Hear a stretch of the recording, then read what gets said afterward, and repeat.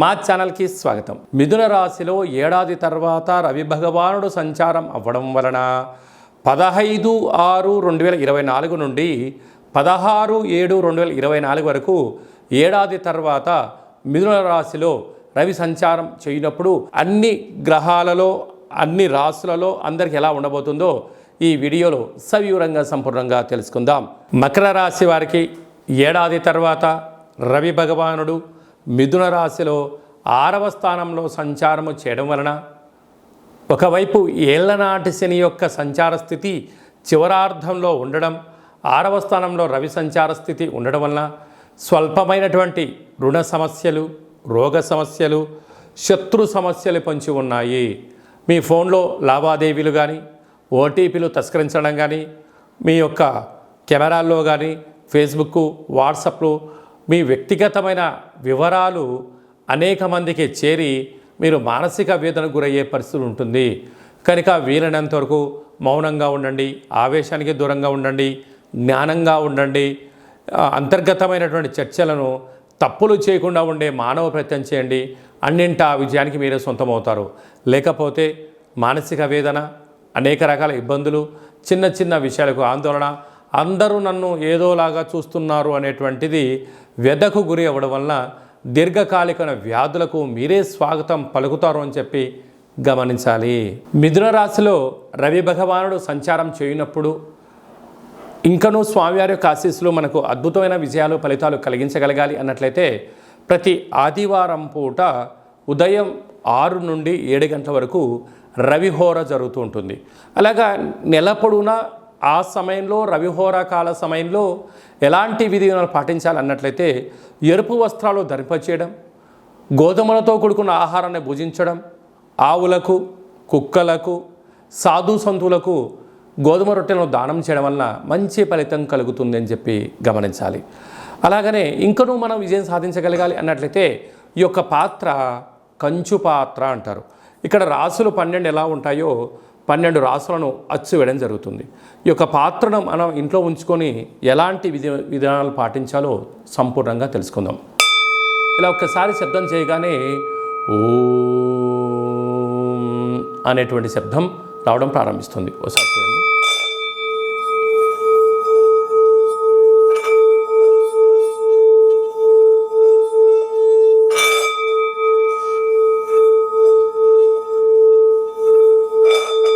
ఈ ఓంకార శబ్దం వలన మనిషి శరీరంలో ఉండబడినటువంటి షట్చక్రాలు వికసింపచేయడం, మనశ్శాంతి కలుగుతుంది. అలాగనే ప్రతిరోజు సూర్య నమస్కారం, సూర్య ఆసనాలు వేయడం వలన ఆయురారోగ్యాలు కలుగుతాయి.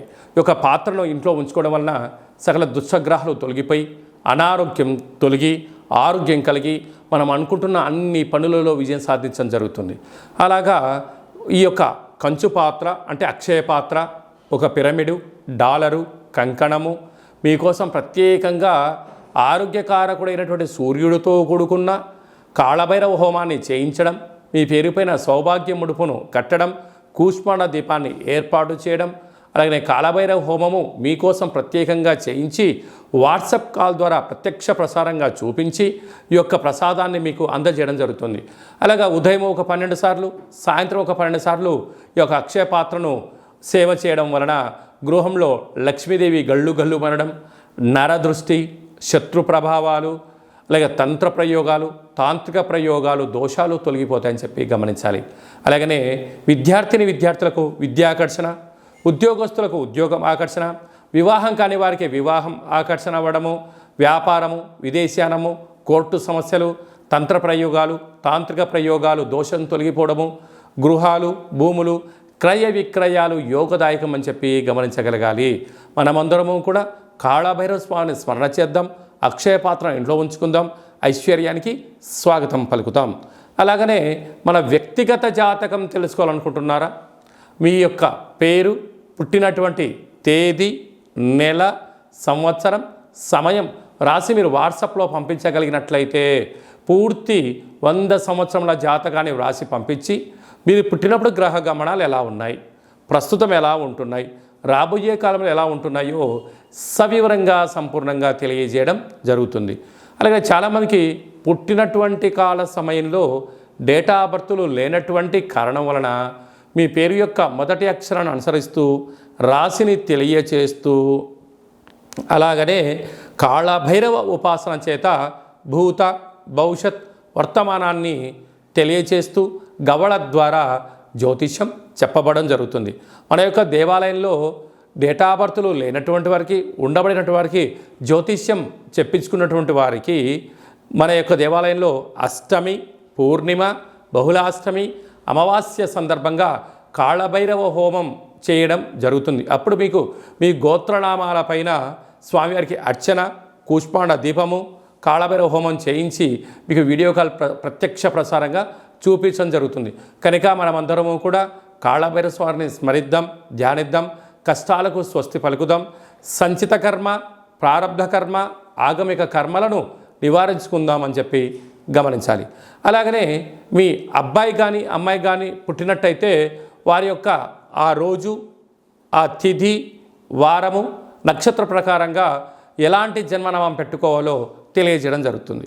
మీ అబ్బాయికి కానీ అమ్మాయికి కానీ ఎంత ప్రయత్నం చేసినా వివాహం అవ్వడం లేదా, జాతకంలో ఎలాంటి యోగాలున్నాయి, ఎలాంటి దోషాలున్నాయి, వివాహం ఎప్పుడవుతుందో కూడా సవివరంగా సంపూర్ణంగా తెలియచేయడం జరుగుతుంది. అలాగనే వచ్చేటువంటి వధువు కానీ వరుడు యొక్క వీరిద్దరి యొక్క జాతక కలిపిన తర్వాత పాదాలు, గణాలు, గుణాలు, జీవన విధానము, సంతాన పరిస్థితి, విదేశీయానము, ధనయోగము, భూయోగము, ప్రభుత్వ ఉద్యోగ యోగాలు ఎలా ఉంటున్నాయో కూడా వారిద్దరిని వివాహబద్ధం తదనంతరం ఎలా ఉండబోతుందో కూడా తెలియజేయడం జరుగుతుంది. మీ యొక్క అబ్బాయి కానీ అమ్మాయికి కానీ వివాహమైన తదనంతరము ఇద్దరు తరచుగా భేదాభిప్రాయాలుగా పడుతున్నారా, గొడవలు పడుతున్నారా, చిన్న చిన్న భేదాభిప్రాయాల చేత ఎవరు చెప్పినా వినట్లేదా, అలాగా భార్యాభర్తలు తరచుగా అరుచుకోవడం కానీ, మనస్పర్ధలు రావడం కానీ, ఎవరికి వారే యమునా తీరే అన్నట్టుగా ఎవరి పుట్టింట్లో వాళ్ళు ఉంటున్నారా, ఎందుకు ఈ సమస్య వస్తుంది, వివాహ తదనంతరము కొంతకాలం తర్వాత ఎందుకు అభిప్రాయ భేదాలు వస్తున్నాయి, వీరి యొక్క పేరులో కానీ, జాతకంలో కానీ, గ్రహ గమనాల్లో కానీ ఎలాంటి ఇబ్బందులు ఉన్నాయో తెలుసుకొని చిన్న చిన్న చేర్పులు మార్పుల ద్వారా ఆ భార్యాభర్తలు ఇద్దరూ పార్వతీ పరమేశ్వరులు ఎలా కలిసి ఉంటారో, లక్ష్మీ సమేత వెంకటేశ్వర స్వామివారు ఎంత అన్యోన్యంగా ఉంటారో, బ్రహ్మ సమేత మహాసరస్వతి అమ్మవారు ఎలా ఉంటారో, వీరిద్దరూ అలా ఉండేటువంటి ఆధ్యాత్మిక సలహాలు, సూచనలు ఇవ్వడం జరుగుతుందని చెప్పి గమనించాలి. అలాగనే మీ యొక్క విద్యార్థులు ఎలాంటి చదువు చదువుకోవాలి, ఎలాంటి వృత్తుల్లోకి వెళ్ళాలి, ఎలాంటి వ్యాపారాలు చేయాలి, వీరికి వ్యాపారం అనుకూలంగా ఉంటుందా లేదా, ఎలాంటి ఉద్యోగం చేయాలి అనేటువంటిది కూడా జాతకంలో సవివరంగా సంపూర్ణంగా కూడా తెలియజేయడం జరుగుతుంది. అలాగనే మనము నూతనంగా వాహనాలు కొనుగోలు చేస్తూ ఉంటాం. బైకులు కానీ, కార్లు కానీ, వేరే పరిస్థితుల ప్రభావంతో మనము మార్చుకోవడం కానీ జరుగుతూ ఉంటుంది. మన యొక్క జాతకరీత్యా ఎలాంటి రంగు, ఎలాంటి నెంబరు కూడా తెలియచేయడం జరుగుతుంటుంది. కనుక మంచి వాహనాలను కొనుగోలు చేసుకుందాం, మంచి లక్కీ నెంబర్లను సంపాదిద్దాం, వాహన యోగాన్ని కలిగి ఉందామని చెప్పి తెలుసుకుందాం. అలాగనే చాలామందికి మీ యొక్క జాతకంలో ఏం జరుగుతుంది, జాతకాన్ని నేర్చుకుంటే ఎలా ఉంటుంది, కాళభైరవ ఉపాసన ఎలా చేయాలి, అష్టమి రోజు ఎలాంటి కూష్మాండ దీపాన్ని పెట్టాలి, కాళభైరవ స్వామివారి యొక్క ఆశీస్సులు ఎలా పొందాలి అనుకుంటున్న వారందరికీ కూడా మన యొక్క దేవాలయంలో కాళభైరవ మంత్ర ఉపదేశం చేయడం జరుగుతుంది. కనుక మనమందరం కూడా కలియుగ కాలంలో నామ ఇతి మంత్రియత అంటే నామాన్ని స్మరించడం వలన, కాళభైరవ స్వామివారి స్మరణ చేయడం వలన అష్ట కష్టాలు తొలగి అష్ట ఐశ్వర్య ప్రాప్తి కలుగుతుందని చెప్పి గమనించాలి. కనుక మనమందరము కూడా వీలైనంత వరకు కాళభైరవ స్వామిని స్మరణ చేద్దాం, దీపం పెట్టుకుందాం, సౌభాగ్యముడు కట్టుకుందాం, మనిషి యొక్క జీవితంలో అద్భుతమైన ఐశ్వర్యాన్ని పొందుదామని చెప్పి గమనించాలి.